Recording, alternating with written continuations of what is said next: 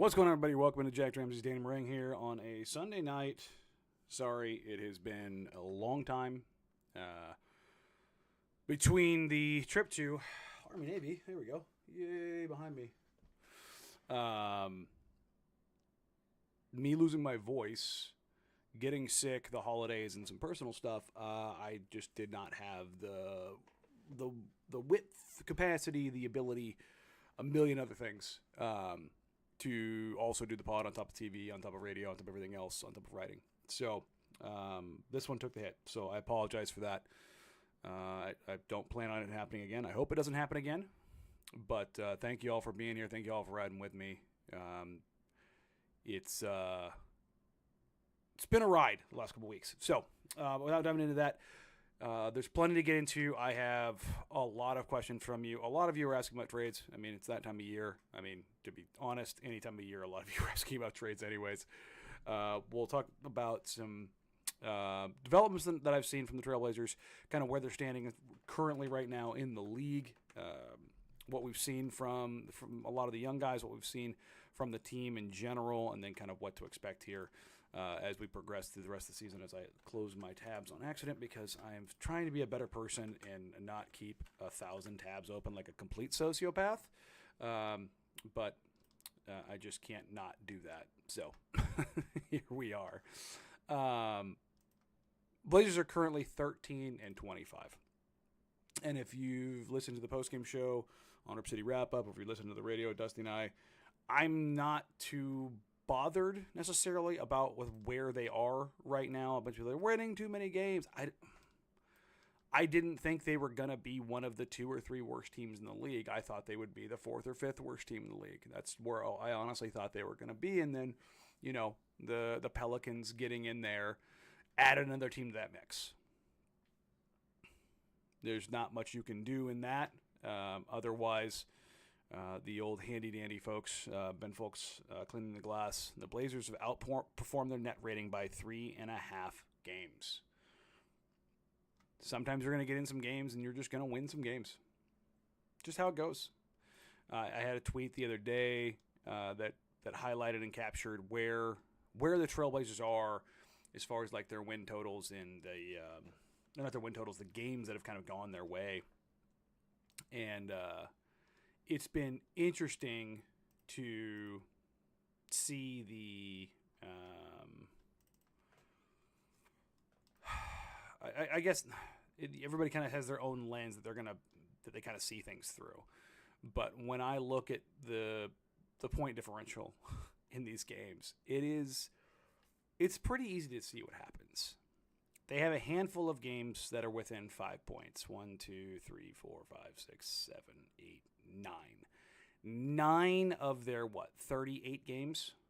9 of their 38 games, so technically less than a quarter, are games that are within 5 at the final buzzer. Like it's not that many, right? And of those games, they've managed, the games they've come out winning by less than 5, 1, 2, 3, 4, 5, 6. I mean, they've had a couple more go their way. They've had a couple game winners. And I think that if you gun to your head, you'd probably rather have the game winners because they're fun. Like that's the reality as part of being a fan. Those are the things that happen. The Blazers have 4 double-digit victories in the season, and 3 of them against the Pelicans. I think they got a hold of the Timberwolves when they were a team that was really trying to figure themselves out. Other than that, their best wins in the season, against the Nuggets, Bucks, and Mavs. You had a shorthanded Mavs team. You had a Bucks team. Dame's coming off of feeling like absolute hell, and a Nuggets team that, to be totally blunt, looked like one of the worst teams in the NBA that night. Now they're slowly starting to figure some things out, but I think that's a lot of what's happened as Portland has caught teams on some weird nights. You got to give them some credit, but I mean, they have lost, 1, 2, 3, 4, 5, 6, 7, 8, 9, 10, 11, 12, 13, 14, and 15 after last night against the Heat. 15 games. 15 games by double digits. That's wild. They have more double-digit losses, 15, than wins, 13. So I know that's a drum everybody's beating, but you had some 50-50 games that went your way. That's the nature of the beast. And then you have the Pelicans, who might be the most sorry, sad sack team in the NBA, not the Washington Wizards. But in that, I think you've seen some things. And I want to talk about a couple of good things that you've seen over the last couple of weeks, particularly Shaden Sharp. For those that missed it on the Patreon, I did an article kind of diving into Shaden and what we've seen from him as he kind of turned the corner the last, I don't know, 6 weeks or so. His points per shot attempt now are almost up to league average for combo guards. He's at 110.6. His shooting accuracy now, again, this is all purple cleaning the glass, is almost up to league average as well at 51.3 effective field goal percentage, still underneath, because the big part of that is he's still underwater with his three-point shooting at 31%. But he's finishing 70% at the rim. He's shooting 50% from mid. I think he's showing some things that are going to be huge for him going forward. The big kind of standout things is continuing to tighten the handle, continuing to being aggressive, talking to a couple coaches and scouts as they've come through, asked them, what they've thought of Shaden. And their biggest criticism, or the things that they kind of want to attack, is the fact that sometimes he can be indecisive. I think you saw it against Miami last night. Dribble, hezzy, tween, instead of dribble, pass, shoot, or dribble. Excuse me, drive, pass, shoot, not dribble, pass, shoot, drive, pass, shoot. I thought was really prevalent last night against Miami. The one thing I really like seeing, though, is even though he shoots 7 of 20, that was a night. Chauncey mentioned it in the post game, and it's something that's been there before. Is shots or passes that kind of look lazy. There were some of those last night. There absolutely was, and the thing that I think I like seeing at least is that he still managed and found a way to get the 20 shots up. Now, would I have liked him to be more aggressive? Yeah. Would I have liked him to find a way to attack second sides and not be so passive at times, or not take his time? Absolutely. But I think you've seen tangible, real growth from him, which I think that's the thing from this season you're hoping to see, is that from him. I think you're hoping to see that from Danny Avdia. I hope you're hoping to see that from Tamani Kamara, from Shaden Sharp. You're getting it in different levels. And I mean, you take a look at the box score stuff, right? Shaden, his rookie year, 9.9 points. Last year, 15.9. This year, 18.3. His rebounding, 3, 5, now 3.8. His assists, 1.2 to 2.9 to 2.7. Like, the big differences are his three-point shooting has gone from 36 to 33 to 31. His three-point shooting is going down. But the difference is his over the last 6 weeks, his catch and shoot has gone in the tank, while his off the dribble has actually ticked up quite significantly. It's very stark contrast to what has been there for his career. So, and I think you're seeing some normalization with his free throw shooting, ending up around 80%. Holistically, I think it's a good developmental year for him so far. There's still a lot of questions, but I think you're starting to see some things that are popping up that are more positive indicators, which have kind of continued to be there. You still want to see him around that corner, but he's still also 21 years old. So he won't be 22 until May 30th, which is insane to think about. He's still a baby. The other, I think, thing you've seen this season so far is Denny Avdia going from a guy who can't finish at all to a guy who, again, according to league average, on cleaning the glass, his effective field goal percentage just under 54%, 49th percentile. And after being in the absolute tank to start the season, he's got his rim finishing up to 63%, which is still low for him. In his career, he has been a guy who has been significantly more effective around the rim, particularly the last couple of years at 70% and 67%. He did have his second year in the NBA, he was at 63%. So I think you expect to see that tick up a little bit. His mid-range shooting, particularly his long mid, has really stood out this year, but on a very, very small sample size. It's something that's popped up the last couple of weeks, more than anything, taking pull-up twos. as defenses start packing the paint, those are kind of sometimes what you have to do to soften some things up when they're just kind of waiting for you to put your shoulder down. That's the counter for that. And I think the other thing that you really like to see is that his above the break 3-point shooting has improved. Like it's been 34, 34, 29, 33, and now at 38% this year. He's taken 128 above the break threes, and he's on pace to take more than he's ever taken in his career. And meanwhile, his corner 3-point percentage is about where it's been. It's one of those things. If he hits, 2 more, his percentage skyrockets. He's at 31% right now. So he's also found a way to be more impactful in defensive glass after trying to kind of balance some things and find it out how he fit alongside both Clingan and Ayton and Rob Williams, to be totally clear. He's back up to being, one of the best defensive rebounding wings in the entire league. He's up to the 92nd percentile. While his defensive playmaking is all up. His block percentage, his steal percentage, his offensive rebounding is at a career high. So there's things that are popping up that I think you're seeing overall from Denny that are huge. His assist rate is matching his career high. His usage is matching his career high. The one thing I think it's popping up right now, and it has been a trend the last 2 years, is his turnover rate remains incredibly high. So I think those are kind of two of the biggest things where you're also seeing Toumani Camara finding ways to be more impactful in the offensive end outside of taking or making threes, or at least taking them. He's been more productive around the rim. And then on to a lesser note, Chris Murray. Chris Murray's been really good the last couple of weeks in his role, and it's just really nice to see. A big part of that has been Anfernee Simons has not sucked. To be totally blunt, his first month of the season, he was awful, and he'll be the first one to tell you that. That's just fact. But the flip side of that is he's averaging, 20? I want to say it was 24, 6 and 4. Let me pull it back up. I had it up, and again, I closed one of my tabs. That's what I get. I want to say over his last 15 games, that's what it was. 24. All season segments. I'm just using NBA.com for this one.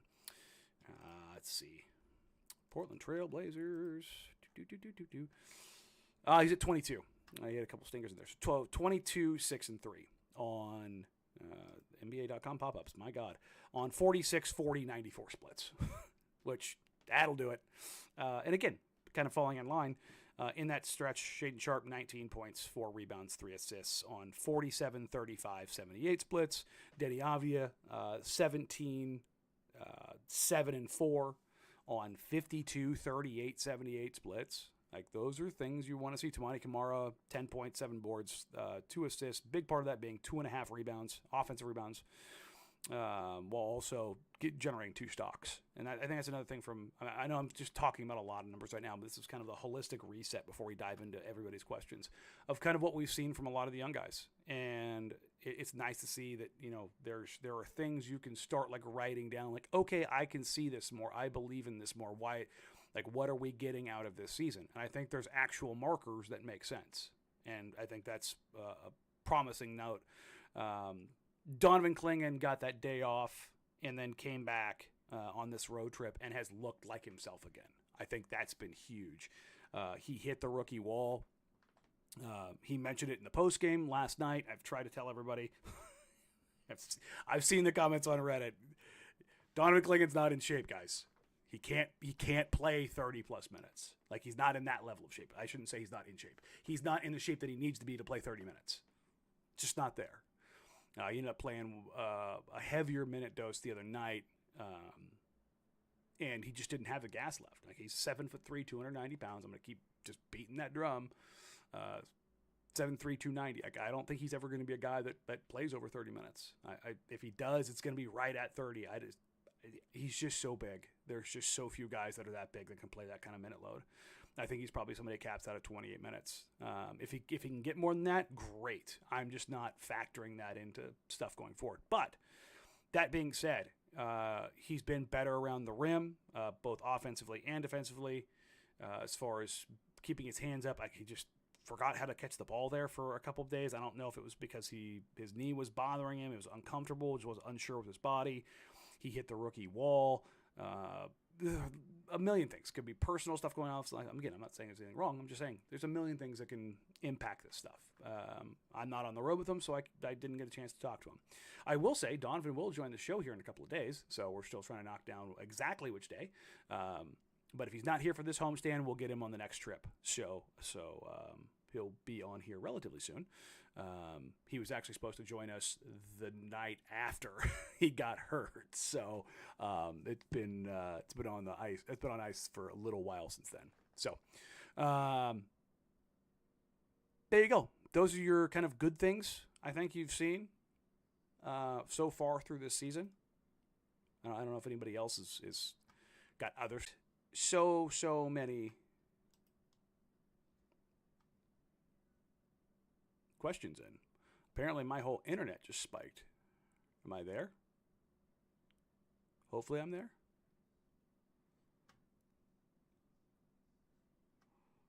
I think I'm still there. All right, cool. I'm still there. That was fun. So I had a little internet spike there. Sorry, guys. It's maybe the first time it's ever happened.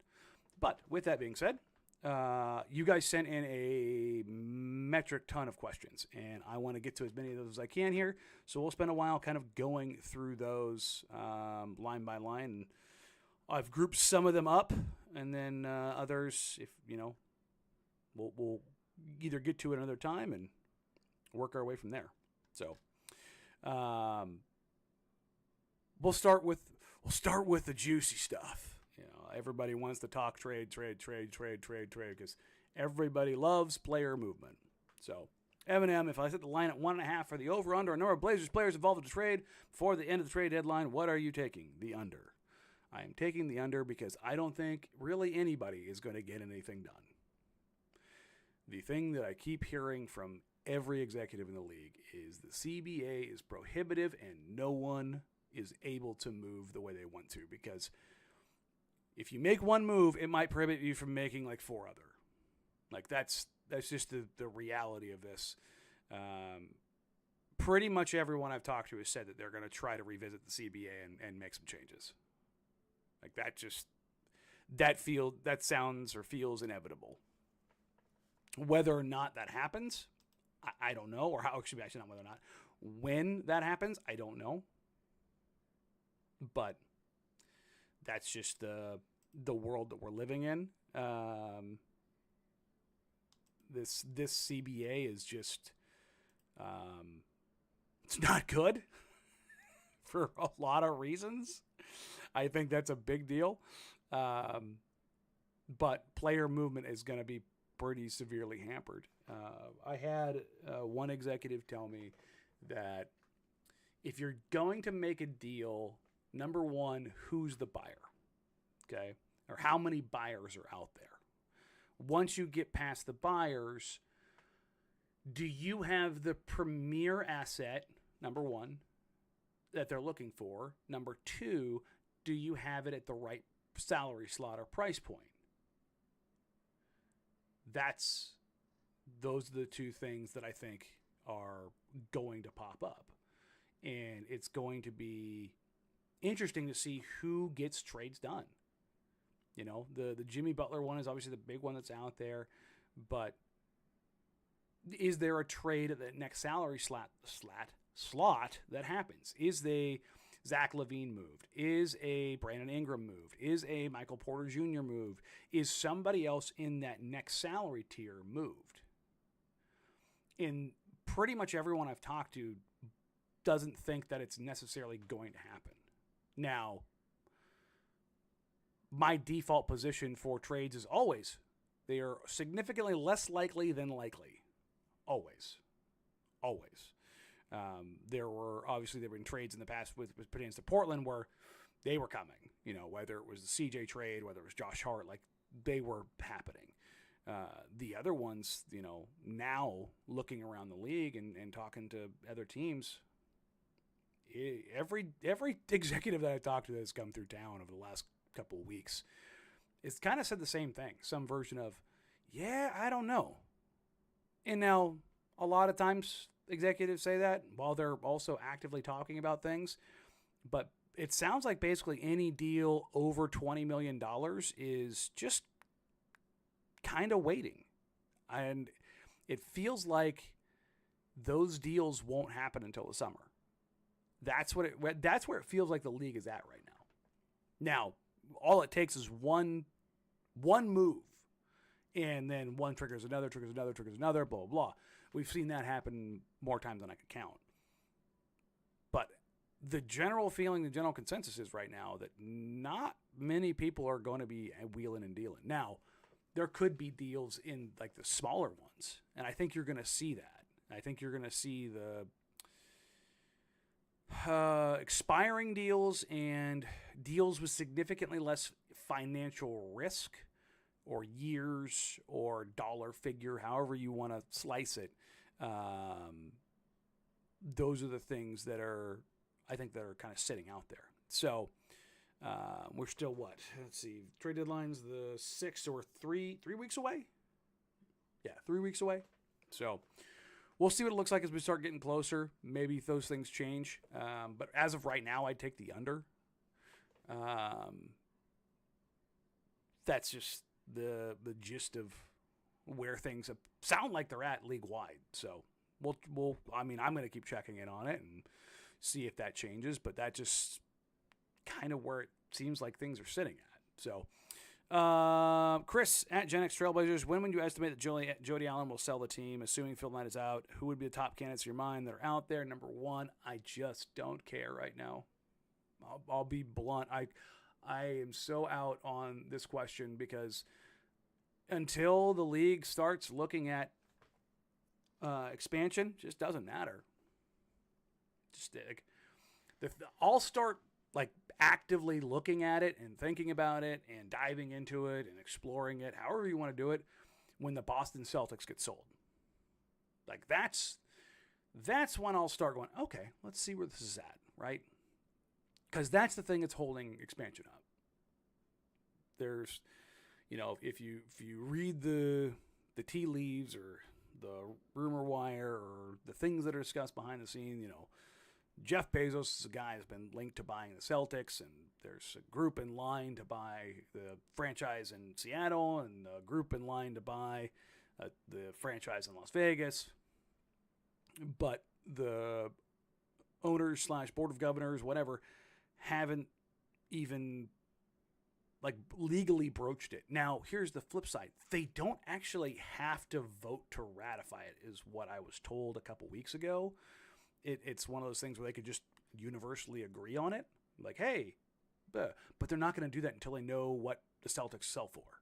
Because the Celtics are going to end up being a new price point. They're going to go, okay, if the Celtics sold for $6.5 billion, okay, well, then what are the expansion rights cost for Las Vegas and Seattle? Okay, based on that sale, it's X percent, or it gets adjusted to this number. So remember, the number, was it 2 or 2.5 billion? I can't even remember now. It's been so long that Phil Knight, supposedly put down for the Blazers. It's like, no, we're even close to what these teams are going for now. So, like, I know everybody wants to have their boogeyman and, Jody Allen's this and then this, that, and it's like, I don't care until that happens. I genuinely don't, because it's not gonna, nothing matters until that happens. Like, that's where this is at. So, I'm not saying you shouldn't, Chris. Me personally, as far as who the top candidates are, I mean, the number of people that could go get rich in that time or go broke or unfortunately pass away in that time, it's pretty damn long. So I honestly, I don't know.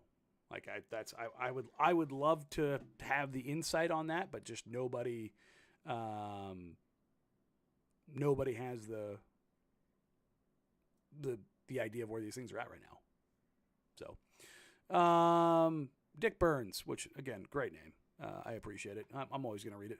How many players in the roster are pieces for the future? I see 4 for sure. Shaden, Denny, Clingan, Tumani.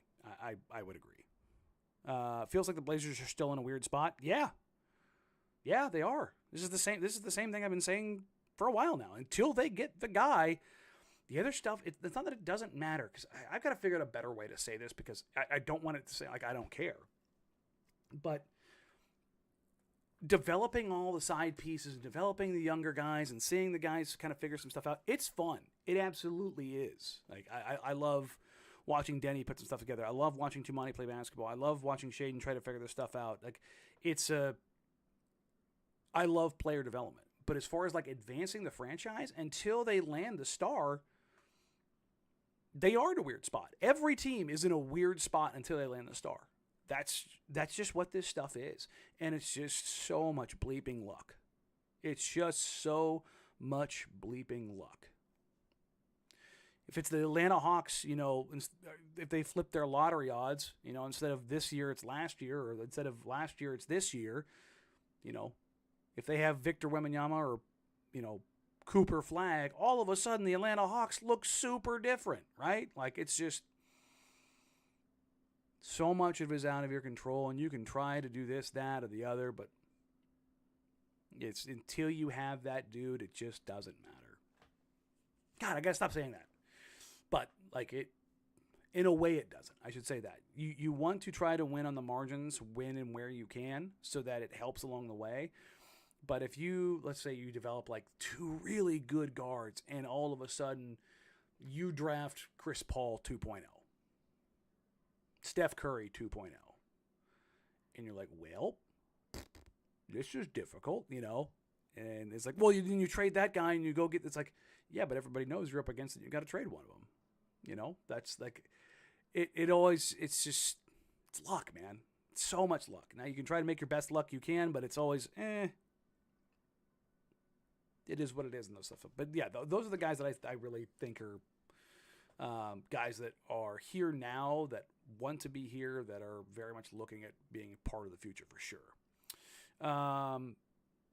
At Rob Severs, is Scoot showing enough to trade Ant? I saw another version of this.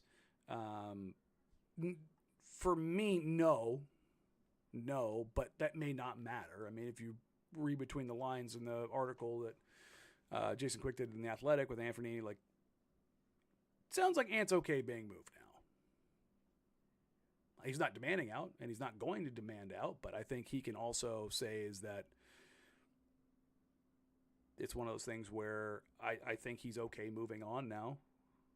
I think that, for him and really any of the veteran players, anytime you're in a place like this for more than a couple of years, you start to like, all right, like, especially as you get older, it's like, all right, it's time to move on. I've had my fill of chasing ping pong balls. The basketball from January on is pretty tough, and I don't want to really do that. And I don't begrudge any of those guys any time that they do that for not just this team, but any team. It's pretty natural, pretty normal, to be honest. But also, I think what you've seen from Ant over the last 15, 20 games is what you expected and hoped to see from Ant all season, and that's defense is showing him real attention, and then the space that opens up defensively or behind defenses. Like, it's not a coincidence that Shaden Sharp has looked better over the past 6 weeks as Anfernee Simons has looked better. It's not a coincidence that Denny Avdia has looked better over the last 6 weeks as Ant has looked better. It's not a coincidence that Tumani Kamara has looked better as Anfernee Simons has looked better. Like, yeah, that was the hope coming into this season, and it didn't materialize. Is that Ant's offensive power, his ability to just, do what he did last night in the third quarter. Was it 17 in the third? His ability to just blow a game open with his three-point shooting, like, it scares teams. Like, you could see Eric Spoelstra on the sideline calling for blitzes, calling for traps, directing, the Heat defense to try to blow up every action that had Ant in it. And it's a real thing. Like, that's what that is. That's the advantage creation that he has. And what that allows for, on most nights, is for Shaden to attack second sides, for Denny to get downhill, for two to work as a back cutter, for Donovan to find lobs. Like, that additional space when defenses have to come out that far, it's there. And as much as Scoot has, looked better in some respects over the last 3 or 4 weeks, oh boy, he's shooting, what was it at? His effective field goal percentage on the season is in the 16th percentile at 45.4%. He's shooting 53% at the rim and 31% from three and 34% from the mid-range. I mean, That is the 16th percentile in effective field goal percentage, the 14th percentile at the rim, the 8th percentile in the mid-range, and the 18th percentile from three. Teams just aren't going to respect that at all. They're going to dare him to be an effective shooter. And at that point in time, you're like, well, he's a better creator. He gets them organized. Like, yeah, but you're still playing 4-on-5. And if that's the case, there's just, where does Donovan Clingan roll to? How does Denny attack downhill if Scoot's off ball? How does Shaden Sharp attack second sides if the entire defense is collapsed? And if you're going to play Ant 2, Denny, and Shea at the same time, can you also play Donovan? Like, you think about it, like, I want to see all 5 young guys. I'm like, I don't. I don't want to see that, like, at all. I don't think that helps any of those guys. I genuinely don't. Like, the lack of space to operate within there, just, it's not good. And so, no, I don't think that Scoot has showed enough to trade Ant at all. And I think that my biggest thing isn't Anfernee is the best player I've ever seen. It's that his abilities allow the other guys to be more successful. And that has been my argument from the beginning. And I don't think that's necessarily the case with Scoot right now.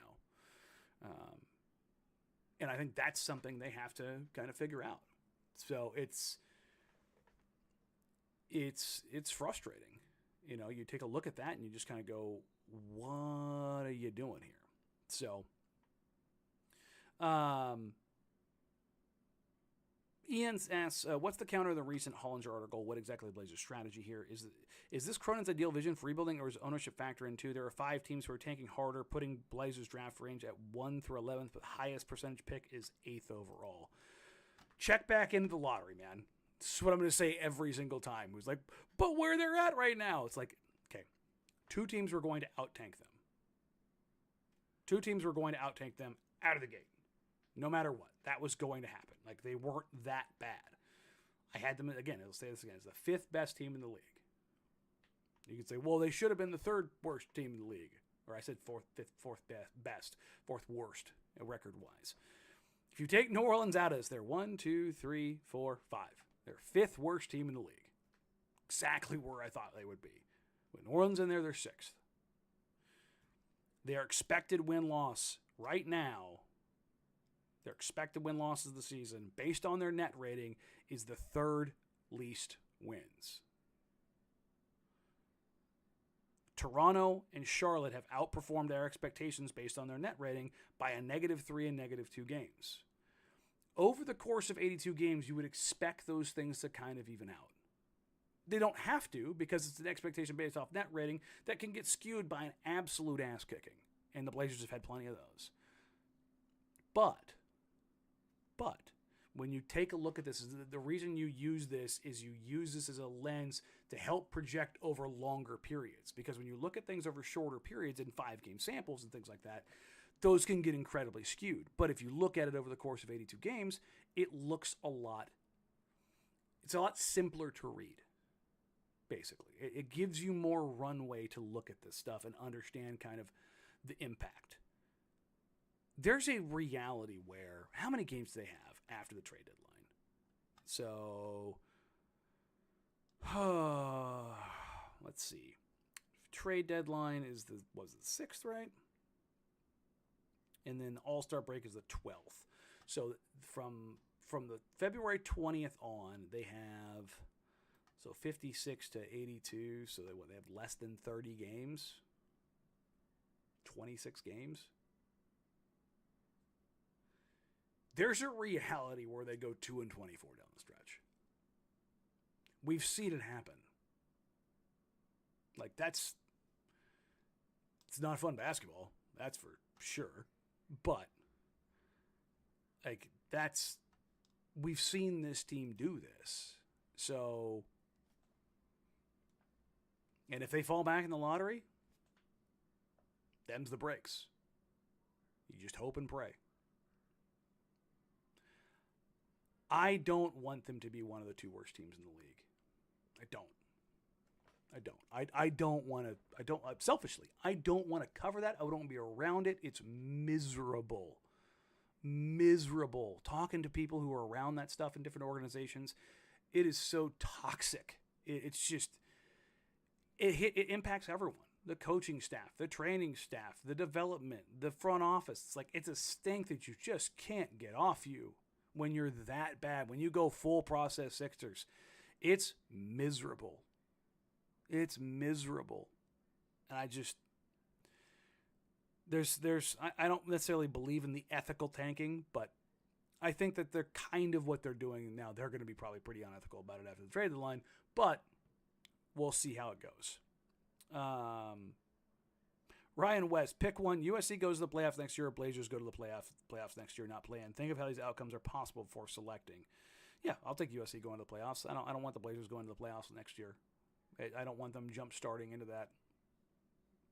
Even if they land Cooper Flag, I don't want them in the playoffs next year. I'd rather see them have one more swing at something and be like, hey, they won 35 games. And Cooper's that dude. Very much the same ways we saw Victor Wembanyama after his rookie year, and the Spurs were still meh. You add a Steph Castle, and you're like, let's see if Steph's that dude. You know, like that's more along the path that I'd like to see them do. Steady. Don't advance the plot too fast. But that's where I'm at. Anton Smith, does it sound like the Blazers are still open to building a future with a trio of Ant, Sharp, and Denny? I feel like the Scoot narrative is overpowering, but these three have been figuring out effective chemistry on offense. Add in DC and 2 for effective defense, and it's a solid core. I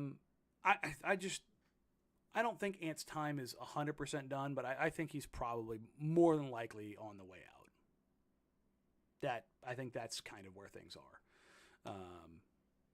I don't think it's anything crazy there, but yeah, I don't know if they're not open to it, but I would imagine that they'd have to prioritize Ant in a way that probably doesn't make sense for them to do right now. And it probably doesn't make sense for Ant because it would probably require him to go through another tough year. Even if they were better, it would still not be a playoff year. So, and to ask him to do that, they can, but I just don't think, I don't want to speak for him, but I don't think that's where he's at. Lance Lewis, what coach or more importantly, coaching style these kids need to take the next step in their growth? Billups doesn't seem to be a guy. In the words of Mike Richmond, shout out Mike, I'm looking for some joy in a tanking season. What typically ends up happening when you go from one style of coach or from one coach, you usually go the other way. If you have a militant, grinded into the ground coach, you go with the players coach. If you got the players coach, you go with the militant coach. If you've got an X's and O's coach, you go with a more player relationship coach. Now, you want probably somebody who has all of those things, but everyone has their own little sliders of where they're at with certain things. I think relationships are huge in the league now.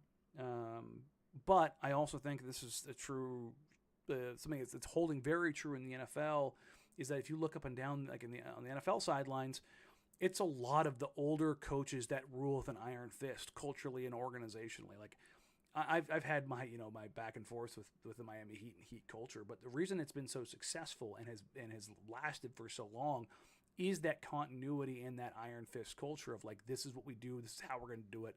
That's what's going to change. And so I think that as much as everybody's like, well, we need to do this and we need to do this, we need to do this. I've heard a lot of coaches who are just like, you know what? We need to get back to no, shut up. This is the way. And look, my personal preference is that. I don't want a coach who's not going to be able to talk to players at all. But maybe it's because I'm a military guy. Maybe that's my coaching growing up. Was more militant and fall in line kind of stuff. That resonates more with me. But I think that those are the kind of coaching. That's the kind of coach they probably need. Is somebody who's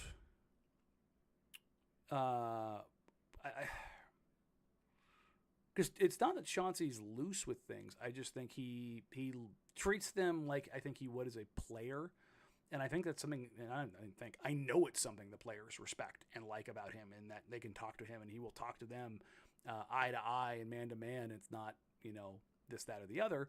But I think I'm at the point where I think I'd rather have a coach that's a bit more militant, but it's also hard to find. That's a big, big difference. But I think I'm looking more for a militant. Just sounds weird, but I'll say a militant X's and O's coach, and then have like have an assistant who's very focused on the player development stuff. I think that's a big one. But yeah. El Gallo Guerrero, is Shaden becoming a bona fide scorer? Yes and no. He's becoming a scorer, but he's not a guy who's becoming the scorer. I saw some like clutch points graphic that was circling. It says, snorting emoji. Shaden Sharp's in the 80th percentile in isolations. He's in the 80th percentile in isolation totals. I can actually pull that up here. Let's go to old Second Spectrum here real quick so I can pull the numbers back up. Shaden Sharp in isolations this season. Let's move that filter. There we go. He's in the 84th percentile in total isolations. So if you're saying he's in the 80th percentile as far as like total isolations, yes. But points per chance, he's in the 43rd percentile. Pretty different. If you put him into handoffs, let's pull him up there. Excuse me. Let's see. Shaden. He's in the 91st percentile in total handoffs this year. So it's something he's working in a ton, but he's in the 42nd percentile in points per chance. Okay. It is what it is. On pick and roll. Let's go Shaden Sharp. He's in the 78th percentile in picks, 77th percentile in points per chance. Hey, now we're cooking. Getting better in the pick and roll. That's nice to see. So, I think those are nice things to see. Let's go off-ball screens too. Let's go off-ball screens. He's in the 91st percentile in total off-ball screens. So you can see the ways they're trying to use him, and I think these are real opportunities. Like these are the things I think you want to see him improving at. But he's in the 43rd percentile in points per opportunity. So, I think those are all pretty indicative of kind of what he is. And when the defense is loaded up for him, he's still struggling. And I think the biggest part of that is sometimes not having a plan, and the other part of it is not having a handle when he does have a plan that allows him to get to where he wants to go. If he is attacking a second side, like if the ball goes inside, swings over to him, and a defense is in rotation, I think that he is one of the best players in the NBA at attacking that. I should say best young players at attacking that. I think that's when he shines the most. But when he's got 2 or 3 sets of eyes loaded up in the half court looking at him, I think he still struggles, as most young players do. But I think he's getting there. For sure. For the hesitancy around someone like Scoot, I don't have that around Shaden. I wondered coming into this year kind of how that would look, and he kind of, but with the injury and then the slow start, it was like, let's see what we get here. But I think I like what I've seen from him. Not even think. I like what I've seen from him, particularly over the last couple of weeks. And these are the periods when you're like, okay, here you go. Let's see what you got. So bona fide score, no. But decent score and improving, yes. Doug Miles, have you ever seen a point guard who couldn't shoot in high school or the next level, or in this case the G League, turn into a decent shooter in the NBA? I guess ultimately I would ask, why would someone use a number 3 pick on a point guard that can't shoot? Okay. I think the big part about it is that, they were looking at the best possible talent available as a creator, as a downhill presence, and then the development of shooting. Talking to player development coaches and trainers, skills trainers, skills development guys, assistant coaches, all that kind of stuff. The single thing that basically everyone believes is like what you can improve as a shooter. Now, I've talked to a few like very long time shooting coaches who believe that you can take basically anyone, and if that player is both good enough, committed enough, and buys in and has a great relationship with a shooting coach that understands the things that are going on, that they can improve. I mean, the Blazers literally have one of the best examples in the modern NBA, Jeremy Grant. Like, let me pull this up real quick. Jeremy Grant, coming into his rookie season from Syracuse, okay? I should say his rookie season. He shot, let me pull the totals up. He shot 156 threes and shot 31%. His second year in the NBA, he shot 146 threes. He shot 24%. He moves to OKC. He shot 110 threes. He shot 29%. Okay? I'll pull up his college basketball here. It's a college basketball reference, right? Yeah. Sports reference. Let's go. Jeremy Grant at Syracuse. Jeremy Grant at Syracuse shot a total of 23s and shot 30%. He was a non-shooter. He is now a career 37% shooter, and in Portland, he has shot 40% from three on 821 attempts.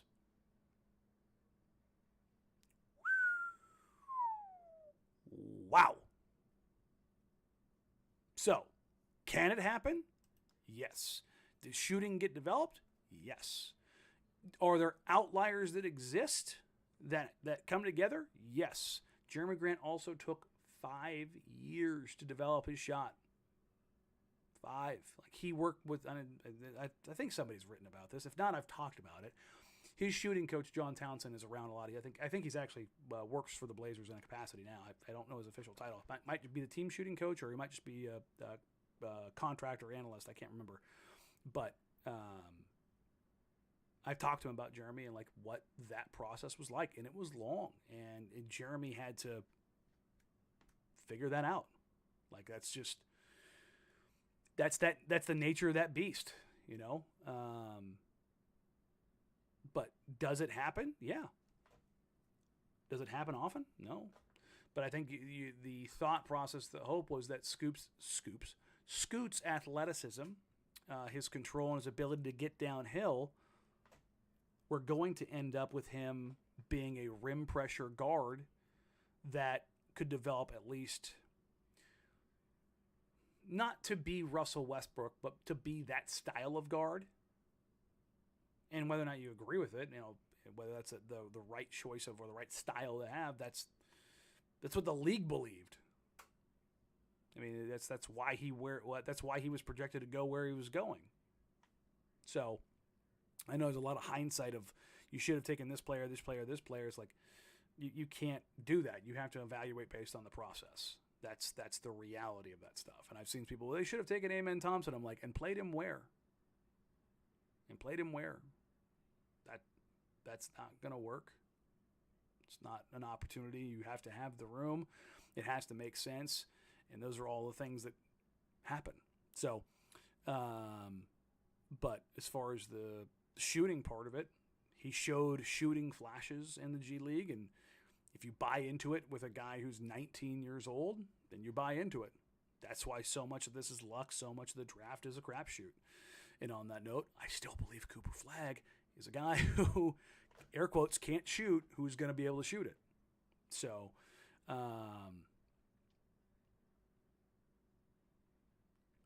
that's kind of where I fall. That Jeff Workman asks, and I've seen a bunch of people ask, did Jeremy get hit in the face with a bowling ball? Basically, yeah. He did. He got the facial contusion. It's more of a neck and jaw injury than it is a facial contusion. He got the living crap knocked out of him. That's where we're at. I would expect him to be back in the next couple of games. For all of the, either sitting him to trade him, I don't think that's where this stuff is at. Same with Tease. Tease's ankle was bad. Tease's ankle was really bad. Like, both those guys were actually hurt. Like, pre-trade deadline, chill on the tinfoil hat. Post-trade deadline, tighten it up. Like, that's where that stuff is.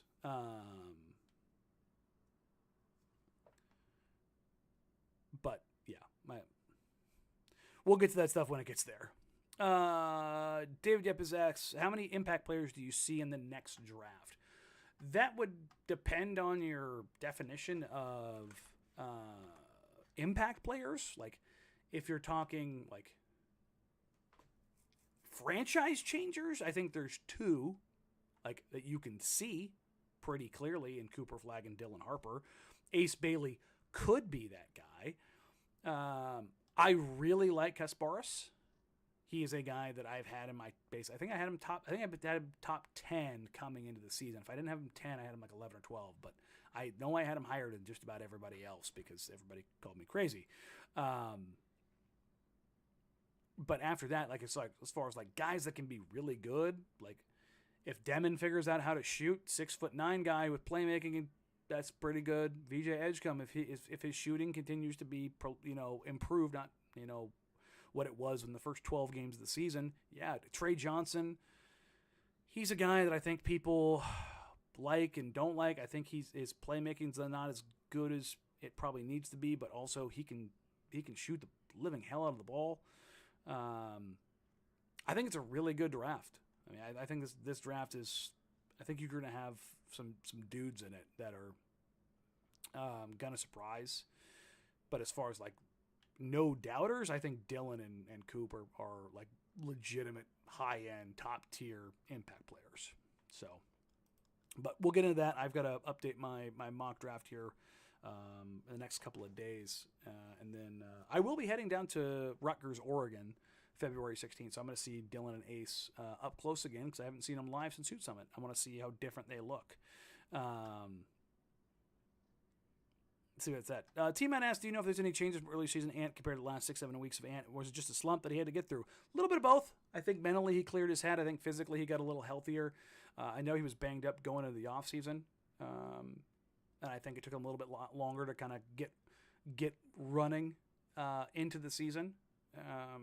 And then I think mentally, you saw it on the floor. I think he was just trying to do too much. I think he felt like the expectations were, the expectations that he put on himself were probably too much. He was probably trying to be more impactful than he was capable of doing with this team. And I think it got to him, which was where it led to that frustration, and you could see it. And I think over the last couple of weeks, he's been able to clear his head, clear his mind, and he's hooping. I think that's a big part of it. And I think another part of it is the ball just wasn't going in the hoop.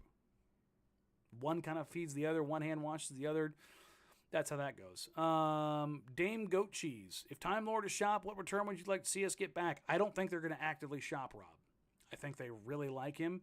And if teams come calling, the Blazers are going to hold a pretty hefty price on Rob. That's the feeling that I've gotten.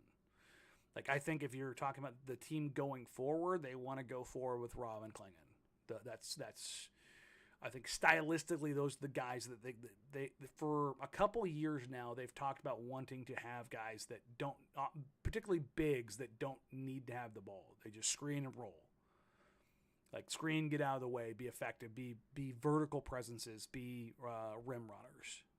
If you're not going to have a Jokic or an Embiid, that seems to be or if you want to go the other way, the Chets and Mobleys, who are more 4 than 5, but whatever. But a much more versatile big, you want to have the Derek Lively's. Like that, Derek Lively is a hell of a player. And I think both, Rob and DC are a guy in that vein. So,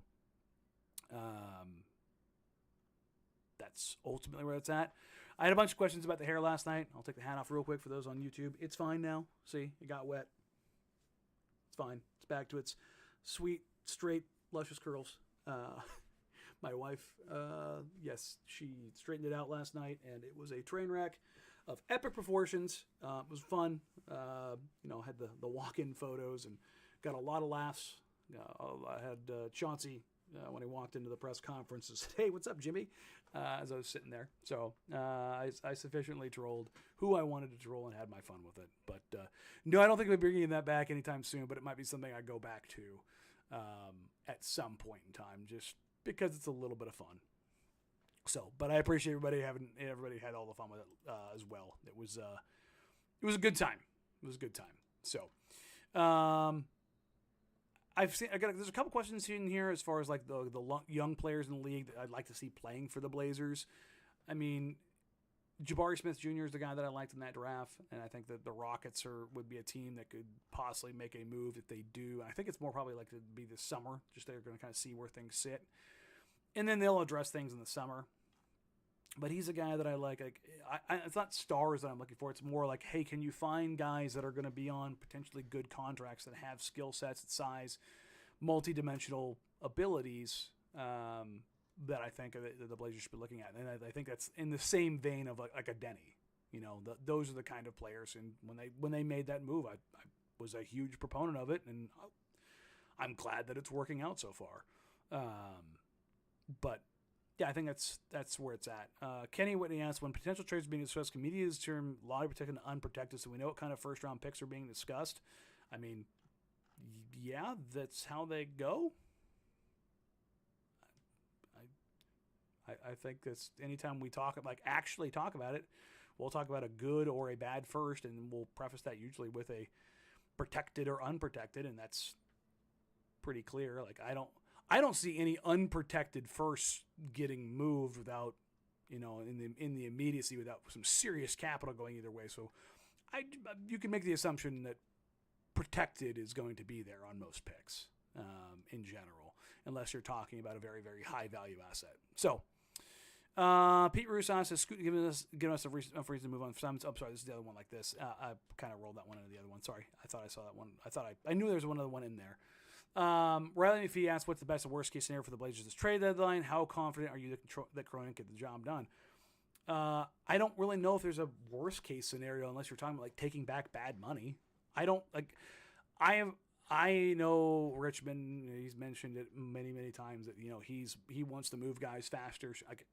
I have been on the side of the line that I'm on is the moves don't necessarily need to happen until they have a guy in place. Like if they have a star, or if they like a star level draft pick, then yeah, you can make the moves you need to make and start wheeling and dealing as you necessary. Otherwise, it's not necessarily that I want them to sit on their hands or I'm content with where they are. I don't feel the urgency for them to make moves for the sake of making moves. Like nobody's blocking anybody from real minutes other than at the center spot right now. And the likelihood of all three of those guys being healthy for long stretches so far has proved pretty insignificant. Like everybody's like, well, Scoot needs more minutes. That's where we just disagree. I don't think that he does, nor has he shown that he deserves them. Beyond that, post-trade deadline, he's probably going to get more minutes anyways, and we'll see where that stuff ends up, right? So I don't think that there's this massive desire or need to, you have to move this player now. That's ultimately where I am. So it's the same spot I've been in. Best case scenario, they move some of the veterans and they get a young player in that makes sense for them going forward, and a deal that looks slightly like or reminiscent of the Denny deal. I think those are probably the brackets that you're putting on this, because I don't think I just don't think the home run move is out there for any team. Like the Minnesota Timberwolves made the Cat Randall move, and yeesh, boy, do they have buyer's remorse. The Knicks are, they're probably not thrilled about it, but they're certainly, they probably are thrilled about it, even if with the money that Cat is owed. But I think that you just start looking around the league and you look at the financial stuff on every single team's roster, with the exception of the Pistons. They're the only young team that don't have money committed on the books. I think it was the Nets, even though they have salary cap. Was it Bobby Marks was saying that they have they're $200 million on their books going forward? It was something along those lines. It was one of the younger teams I was just looking at. But you start just looking at the books, you look at the Pelicans, they've got Trey Murphy and they've got Herb Jones and they've got, DeJounte Murray back. They've got some stuff, but it's just the Zion, the Ingram of it all, and the injuries. And it's Boston, man, part of the reason that, whoever buys that team, it's interesting to watch is, yeah, they won the title, and that's what you're hoping for. But that luxury tax payment, like that owner that comes in there, are they just going to trade everything off, or if they try to, who's going to take them? Like, who has the capacity to, and who wants those guys at those price points is at that point? Like, so it's going to be really interesting to kind of see where that stuff ends up, and I don't know. And it's a matter of like who gets lucky and who plans right in the sense of being lucky. Like, I think the perfect example is the Warriors. If you look at the Warriors with where they're at right now, or where they're at now, when they were going into 2017 or 2016, when they had the cap spike go up, and they have the capacity to sign Kevin Durant. Like, which team is going to be lucky and have things line up to where let's say in 2 years, the CBA is adjusted and some of this stuff gets moved around and you have the opportunity to figure that stuff out. Like, that's the thing that I think is going to be interesting. Like, where that sits at is, to me, that's interesting. Because I think there's a lot of different questions and a lot of different ways that can go. I see some people arguing about whether or not Grant was blocking people, or the Blazers not having anybody, limiting anybody from getting opportunity. Jeremy Grant hasn't played a post-trade deadline in the past 2 years. So, yeah, I'm not worried about Danny getting minutes at the post-trade deadline, which is 3 weeks away. So no, I don't think that's a problem. I mean, use your heads, guys. Look at what we've seen from the organization, from the front office, from not just this team, from all of the tanking teams over the last couple of years. What happens post-trade deadline? Veterans get shut down. Young guys get opportunities. It's what happens. So, all right, we're at about a little over an hour now, and I'm going to try to preserve what's left of my voice. Thank you all for being here. We're going to have a couple more live shows coming up this week. Once I have Donovan locked in, I'll let you guys know what day that'll be. Holdall's going to hop on with me here on one of the shows, whether it's here on this homestand or on the road trip. Same with Travis Demers. I'm going to try and get a couple other guys here over the next couple of weeks. I want to start catching back up and getting in the flow of stuff.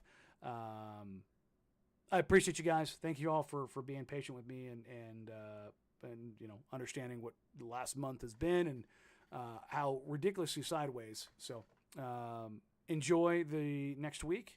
Take care. Stay safe. Have fun. And get you all soon. Talk soon. Bye.